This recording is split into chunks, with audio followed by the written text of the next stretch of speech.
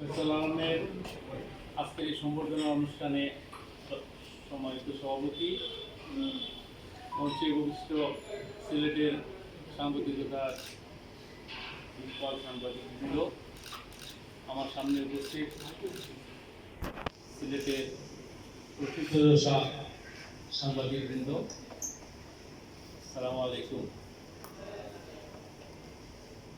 ফয়সাল আলম যে একজন ক্রিয়েটিভ, আমি একটা ছোট্ট উদাহরণ দিয়ে আমি শুরু করে দিই। উনি শুভপ্রতিদিনের দায়িত্ব নিয়েছেন নির্বাহী সম্পাদক হিসেবে। সুতরাং শুভপ্রতিদিনকে সংবাদে প্রতিটি কর্নার শুভপ্রতিদিনে আসে, সেটা যে ওনার মাথায় আছে এবং উনি যে আসলে একজন ক্রিয়েটিভ, সেটা হলো, আপনারা জানেন সিলেটের সদ্য সমাপ্ত বাংলাদেশ ভার্সাস আয়ারল্যান্ডের টেস্ট ম্যাচ শেষ হলো। সেই টেস্ট ম্যাচ শুরু হওয়ার আগের দিন উনি আমাকে ফোন করে বললেন যে বদর ভাই, আপনি একটু আমার অফিসে আসেন। আমি জানি না কি জন্য যাব, আমি ওখানে গেলাম। যাওয়ার পরে বললাম, ফয়সাল কি ব্যাপার? ফয়সাল বললেন যে আপনাকে কিছু বলতে হবে, আগামী দিন যে টেস্ট ম্যাচ শুরু হচ্ছে সেটা সম্বন্ধে।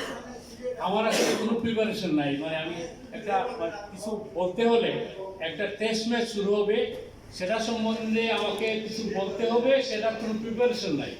তখন আমি আহ্বাব খানের একটু সাহায্য নিলাম, ও সাহায্য নিয়ে আমি সেটা পরিচালনার এই সাক্ষাৎকার আমি নিলাম। এবং আমি তখন আশ্চর্য হয়ে গেছি যে ফয়সাল আলম এই বুদ্ধি রাখেন যে আগামীকাল টেস্ট ম্যাচ শুরু হবে, আমার শুভপ্রতিদিনে সেটা যেতে হবে।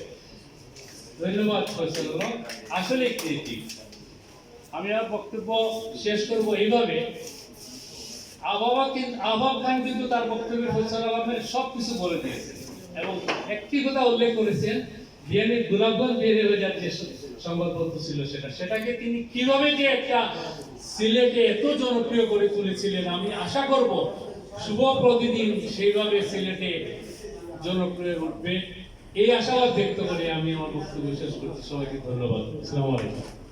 ধন্যবাদ।